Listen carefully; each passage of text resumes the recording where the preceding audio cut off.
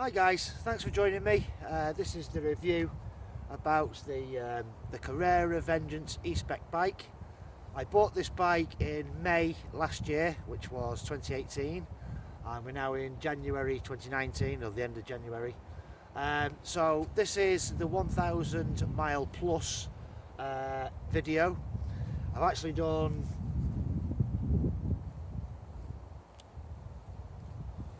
1,015 miles, so there's some mileage.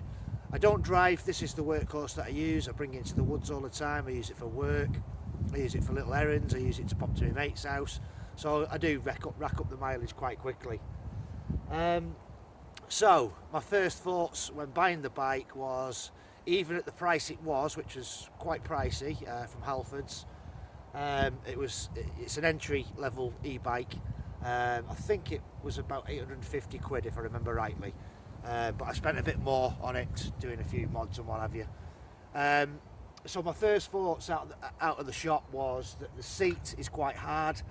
You see, with it being an entry level bike, they scrimp and scrape on other things, so all the money is in the frame and the battery and the motor. So the seat was a little bit hard, I found. Well, some people find it hard, but I'm used to riding, so it is hard for me, but I can withstand it, you know. The pedals again are quite basic ones, and the grips are not very spongy, so they've scrimped and scraped a little bit on them three items. I'll show you my mods in a little bit, but I've put bar ends on myself. I've put a bag on the front where I can keep my lock and a few personal items, and I've also got a thing for my phone, like a little case, so I can use sat nav and that kind of thing. And I've also put 2 water bottles on holders here because there's nowhere on the bike to actually put them. I do have panniers for this bike as well, so they usually obviously go on the back. I was thinking about getting some for the front, but they was 30 quid, and then the next time I looked, they shot up to about 80 quid, so I thought, no, knock that on the head. Maybe one day, I don't know, but I do quite a lot of, like I say, I do use it a lot, go camping and all that kind of thing. Right, so, after 500 miles, I had to replace the brakes. Now, the back ones were more than the front ones, needed doing more than the front ones, and I presume that's because all the weight is on the back end mainly. So obviously when you're stopping, it's pressing down on the back more than it is on the front. So what I did, I bought 2 sets. I put a brand new set in the back and changed the back ones to the front, and then within about another 100 miles they needed doing again, so I put fresh ones in the front. They're very cheap to buy. I think it's something like £5 for two pads, so 2 sets of tenner. It's not too bad, I don't suppose. It is disc brake front and rear.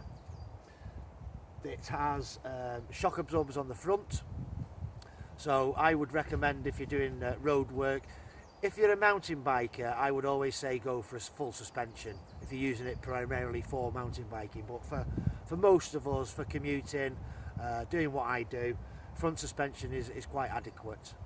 Sometimes when you've got full suspension, you could be bouncing around and all this kind of thing, but it does have a little lever as well, so you can adjust the springiness of the front suspension. Tyres, it comes with obviously two tyres, Kendra tyres, which are Halford's generic make, I think, or something. They are wearing thin, and I've had punches in the back. I found 4 thorns in the back inner tube. It was quite easy to get the wheel off. I'll show you that in a little while. So all I did was replace the inner tube, check there was no thorns still in the tyre, and then we was good to go again.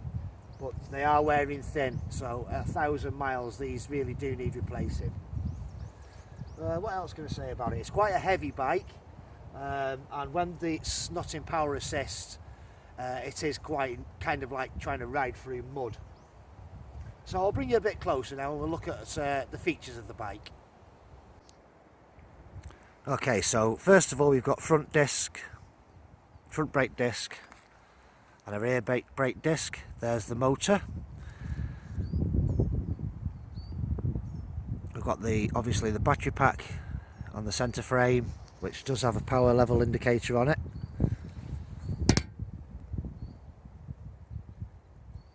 Sorry about the dodgy filming, but there you go.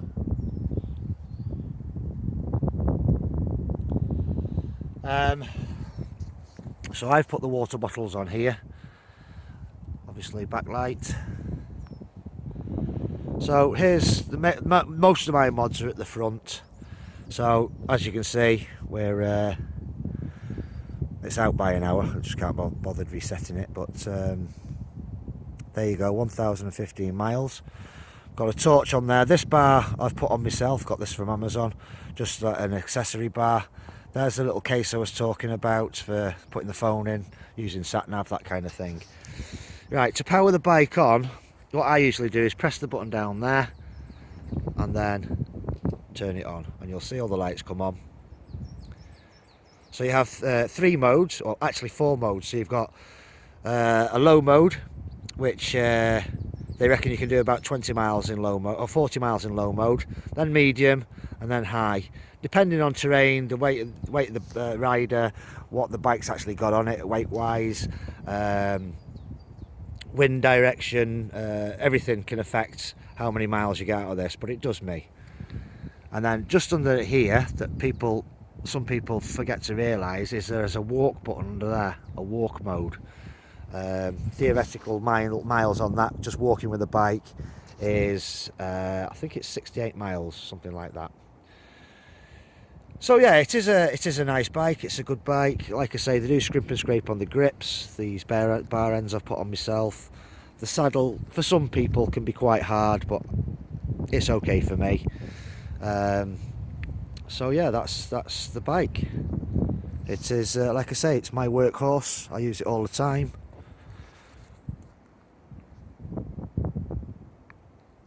As you can see, the tread is wearing a little bit thin on the front, and a bit thin on the back as well.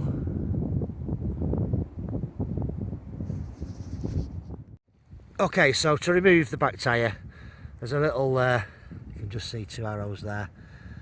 Inside there, I think it's either 4 or 5 pins. You just unplug that, undo your wheel nuts in the usual way, and the bike wheel just slides out. So it is pretty easy. Okay guys, so this wasn't going to be a bikey video of me cycling and what have you. I will leave some links in the description below. I did have an issue when I first bought the bike of a grinding sound coming from the drive set, or the front crank, should I say.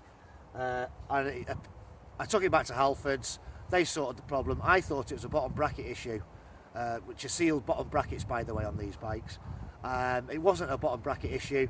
All it was something to do with the thread on the pedals. So they packed it out with copper washers on either side, and it sorted the problem. Although it did take them about 2 or 3 days to sort that out for me. The Halfords aftercare is not very good in my opinion. I bought the bike boxed, so I built it myself. I had to buy torque drivers and things. So if you're thinking about building a bike yourself, e-bike or whatever kind of bike, make sure that you get the torque settings for like the pedals, the headset and all that kind of thing, because they need to be a specific torque. So I had to go out and buy a torque driver when I got this bike. I didn't trust Halfords to build it for me, and I never took it back for a 6-week check either. All they do on a 6-week check is check that all your brakes and your gears are working and nothing's falling off, basically. That's all they check. So I thought, well, I can do all that myself. I've been cycling years. I've been cycling since I was a kid. I don't drive, I just cycle, that's it. So I know about bikes. Right, okay, waffling again, Andy, stop it. I'll put some links in the description to other videos I've done concerning the e-bike. Thanks for watching. Please like and subscribe. Feel free to look at my other videos where I've been using the bike to do wild camping and that kind of thing. Right, okay, see you on the next one, guys. Thanks for watching. It's just started snowing.